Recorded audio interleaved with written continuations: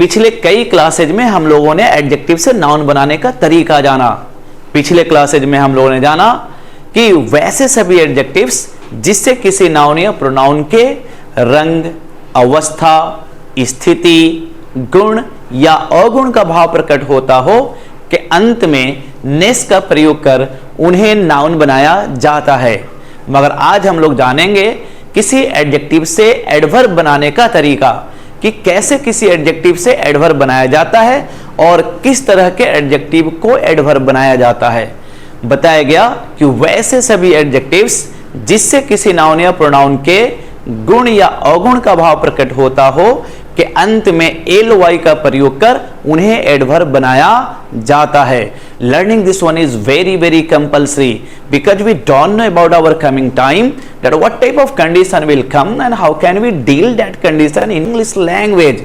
That's why learning everything is very important. We should know how can we change an adjective into adverb. We should know how can we change an adjective into noun also. That's why it was said before you that in last classes we knew about changing an adjective into noun, but today we have to know that how can we change an adjective into adverb. That's why it's very important that very carefully you have to listen me that what I'm explaining before you.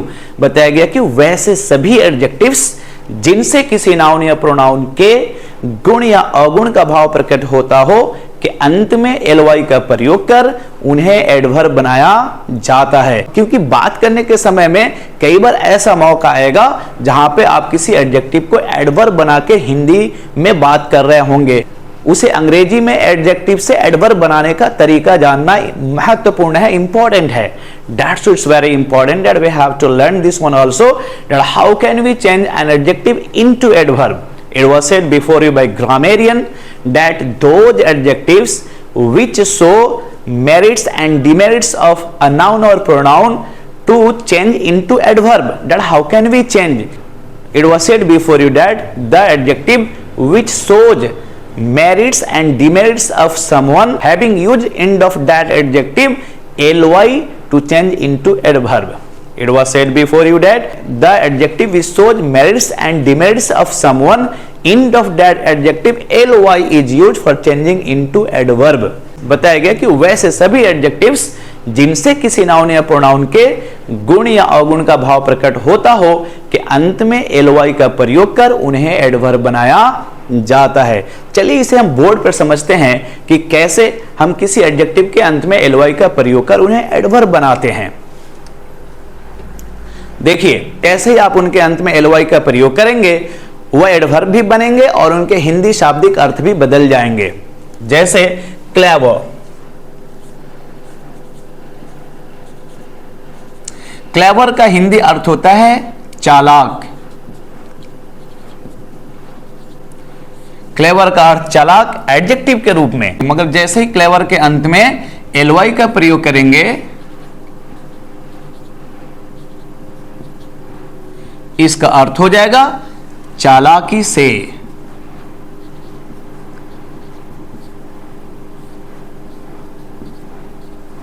या फिर इसी को आप बोल सकते हैं चतुराई से।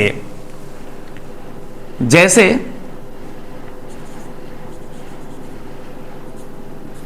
जेंटल का अर्थ होता है नेक, मगर जैसे ही जेंटल में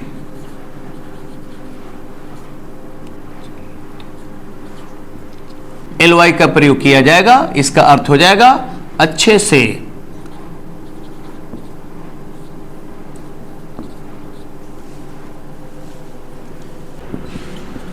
वाइज का अर्थ होता है बुद्धिमान,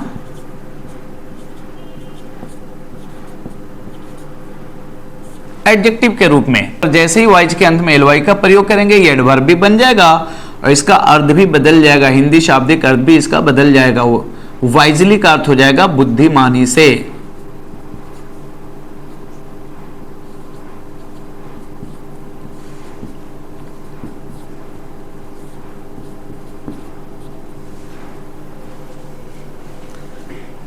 जैसे बैड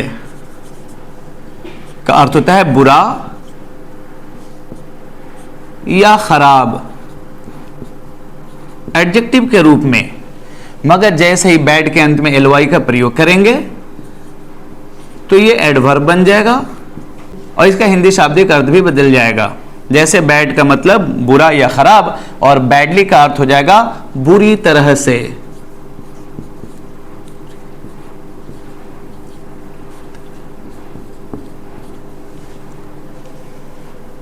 जैसे होगा, जैसे हार्ड का अर्थ होता है मुश्किल,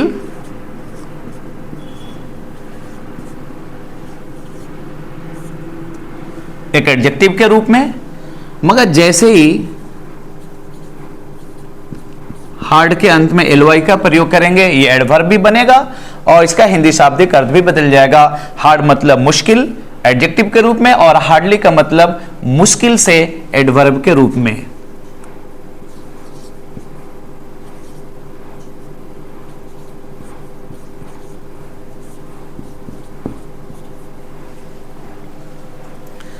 जैसे लाउड का अर्थ होता है जोर या तेज, मगर जैसे ही लाउड में एलवाई का प्रयोग करेंगे ये एडवर्ब भी बनेगा और इसका हिंदी शाब्दिक अर्थ भी बदलेगा। लाउड का मतलब जोर एडजेक्टिव के रूप में और लाउडली का मतलब जोर से एडवर्ब के रूप में।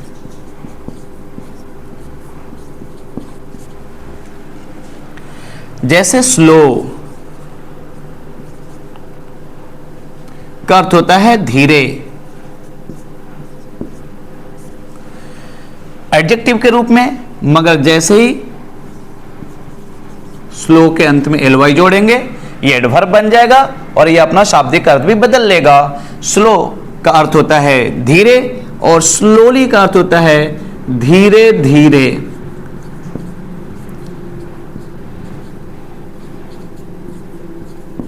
या धीरे से।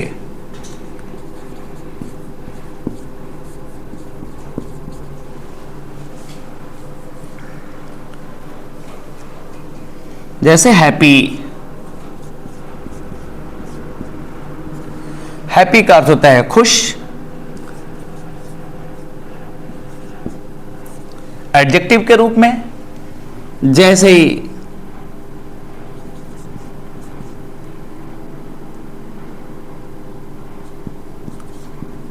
हैप्पी के अंत में एलवाई का प्रयोग किया जाएगा ये हैप्पीली एक एडवर्ब बन जाएगा और ये अपना अर्थ भी बदल लेगा। हैप्पी का मतलब खुश और हैप्पीली का मतलब खुशी से।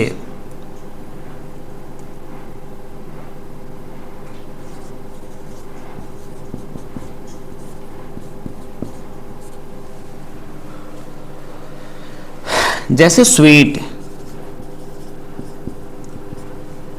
का मतलब मीठा,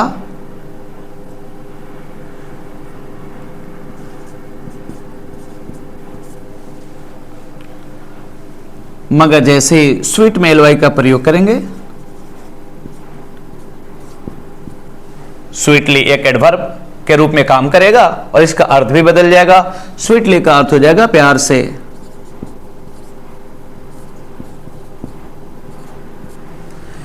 ऐसे बहुत सारे एडजेक्टिव्स होंगे जिससे किसी नाउन या प्रोनाउन के गुण या अवगुण का भाव प्रकट हो, उनके अंत में एलवाई का प्रयोग कर आप उन्हें एडवर्ब बना सकते हैं। चलिए अब इसे हम वाक्यों के द्वारा, सेंटेंसेज को द्वारा समझेंगे कि कैसे इन्हें अंग्रेजी के वाक्यों में, कैसे इन्हें हम इंग्लिश में प्रयोग करेंगे।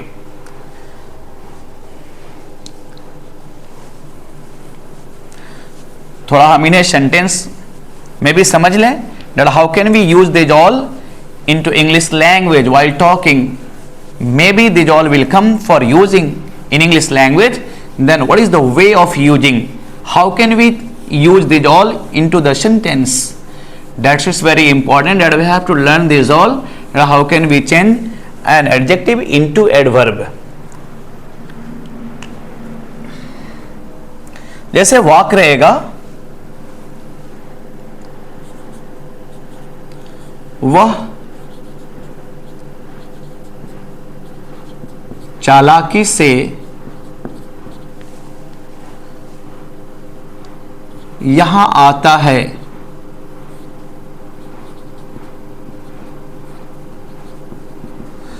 देखिए हिंदी के वाक्य में चालाकी से जो शब्द है एक एडवर्ब के रूप में काम कर रहा है, क्योंकि ये वाक्य के अंदर आना जो नाउन है उसको क्वालिफाई कर रहा है। You know better about adverb that the word which qualifies every parts of speech except a noun और pronoun, that is called adverb. Means adverb qualifies an adjective also, adverb qualifies a verb also, means adverb qualifies every parts of a speech except noun or pronoun. That's why in this sentence चालाकी से the word is qualifying आना in this sentence. That's why this one is adverb. इसे समझेंगे कि इसे translate कैसे किया जाता है। तो वह चालाकी से यहां आता है, ट्रांसलेट करेंगे he comes here। अब चालाकी से के लिए प्रयोग करेंगे क्लेवरली, यानी क्लेवर में ही एलवाई का प्रयोग कर आपने इसे एडवर्ब बनाया, और ये एडवर्ब यानी इस वर्ब को क्वालिफाई कर रहा है। That's why learning this one is very very compulsory. That how can we use in the sentence. जैसे सेंटेंस रहेगा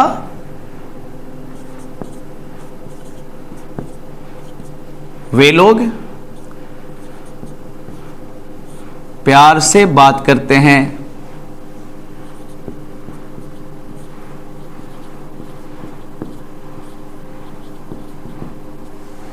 वे लोग प्यार से बात करते हैं। यहां पे प्यार से जो शब्द है, प्यार से जो शब्द है बात करना को क्या कर रहा है, क्वालिफाई कर रहा है। इसलिए वाक्य के अंदर प्यार से जो शब्द है एक एडवर्ब के रूप में काम कर रहा है, जिसे अंग्रेजी में ट्रांसलेट करते समय ट्रांसलेट करेंगे दे टॉक। वे लोग बात करते हैं। अब प्यार से का अंग्रेजी लिखेंगे यहां पे स्वीटली, दे टॉक स्वीटली।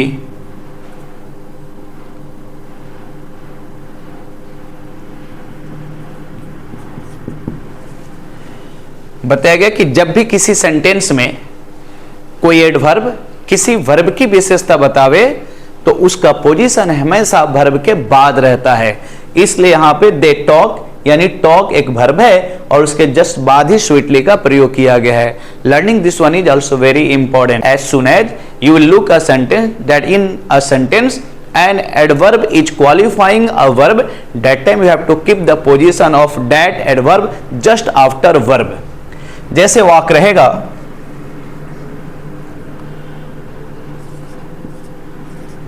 मैंने बहादुरी से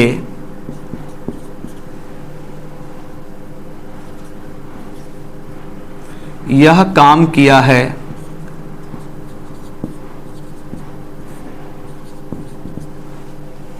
मैंने बहादुरी से यह काम किया है। यहां पे बहादुरी से जो शब्द है काम करने को क्वालिफाई कर रहा है, यानी वाक्य के अंदर जो वर्ब है काम करना उसी को बहादुरी से जो शब्द है क्वालिफाई कर रहा है। इसलिए इसको एडवर्ब माना जाता है, क्योंकि एक एडवर्ब वर्ब को क्वालिफाई करता है, एक एडवर्ब एडजेक्टिव को भी क्वालिफाई करता है। यानी एडवर्ब पार्ट्स ऑफ स्पीच के सभी भागों की विशेषता बताता है सिवाय नाउन और प्रोनाउन के। यानी एडवर्ब वर्ब को भी क्वालिफाई करता है, एडवर्ब किसी एडजेक्टिव को क्वालिफाई करता है, एडवर्ब स्वयं अपने आप को भी क्वालिफाई करता है। इन सारे वाक्यों में एडवर्ब किसी न किसी वर्ब को क्वालिफाई कर रहा है। देखिए इस वाक्य को मैंने बहादुरी से यह काम किया है, इस वाक्य में काम करना एक वर्ब है और उसको क्वालिफाई कर रहा है बहादुरी से, इसलिए बहादुरी से को एडवर्ब माना जाएगा, जिसे अंग्रेजी में ट्रांसलेट करते समय आप इसका पोजीशन हमेशा वर्ब के बाद रखेंगे। मैंने बहादुरी से यह काम किया है तो बनाएंगे, ट्रांसलेट करेंगे इसे I have done this work.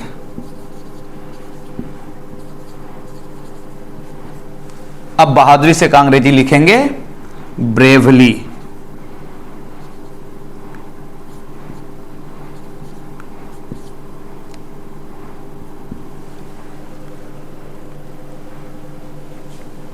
Sentence रहेगा तुम जोर से बात करते हो।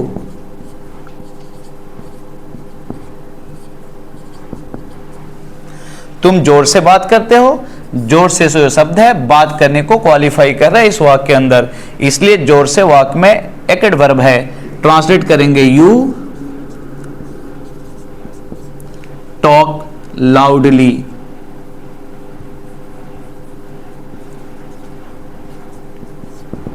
तुम जोर से बात करते हो। इस तरह से वाक्यों में इनका प्रयोग किया जाता है। कुछ और वाक्य को हम लोग देखते हैं।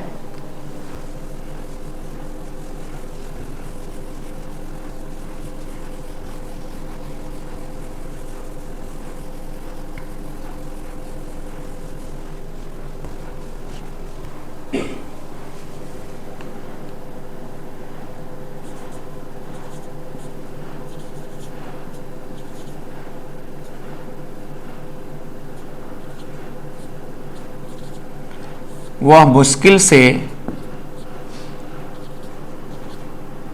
यह काम करता है।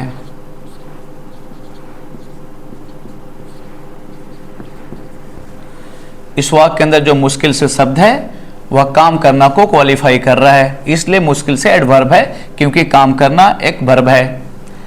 ट्रांसलेट करेंगे, ही डज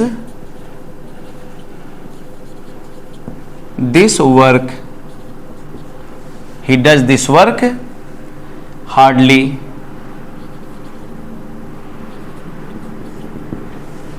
वह मुश्किल से यह काम करता है।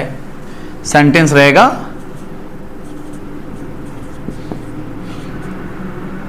हम लोग धीरे धीरे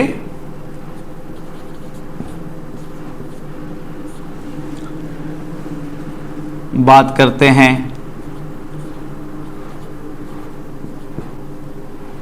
हम लोग धीरे धीरे बात करते हैं। ये धीरे धीरे जो शब्द है बात करने को क्वालिफाई कर रहा है। बात करना एक वर्ब है और वर्ब को क्वालिफाई करने वाले शब्द को एडवर्ब कहा जाता है, इसलिए धीरे धीरे एडवर्ब है।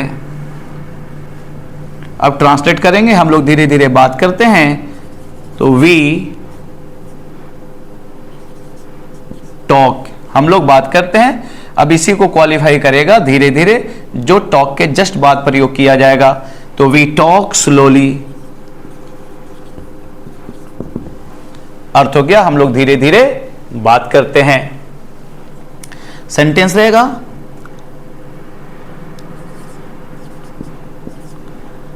श्याम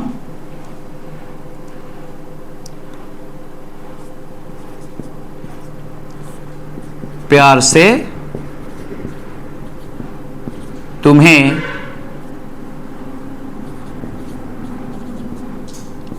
बुलाता है। श्याम प्यार से तुम्हें बुलाता है। ट्रांसलेट करेंगे, श्याम कॉल्स यू। अब प्यार से के लिए लास्ट में स्वीटली।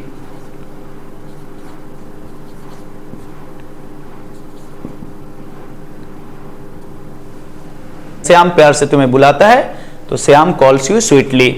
इस तरह से आप वैसे सभी एडजेक्टिव्स जिससे किसी नाउन या प्रोनाउन के गुण या अवगुण का भाव प्रकट होता हो के अंत में एल का प्रयोग कर आप उन्हें एडवर्ब बनाएंगे, और इस तरह से वाक्यों में इनका प्रयोग किया जाता है। That's why learning this one is also very compulsory. So I want to request with you all that of course we have to learn these all so that you may get easy to speak this language, you may get easy to command on this language. That's why I want to request with you all that we have to of course learn everything, and you have appeared and learned, listened me. For this all I would like to say you a lot of thanks to you all.